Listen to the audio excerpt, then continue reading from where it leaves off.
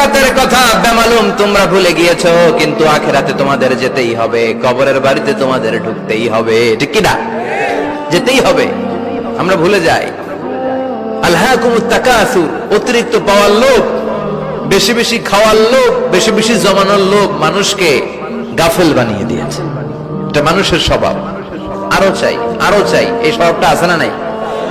দেখবেন ছোট বাচ্চারা মসজিদের দোয়া অনুষ্ঠান শেষে জিলাপি দেয় না? গৌরিয়া কৃষ্ণপুর কি দেয়?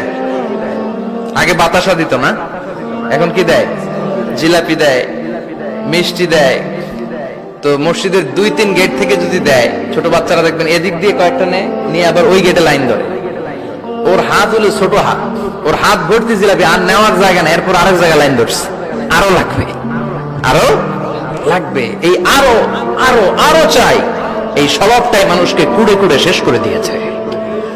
এত লাগবে কেন তোমার? চাহিদার কোনো শেষ নাই।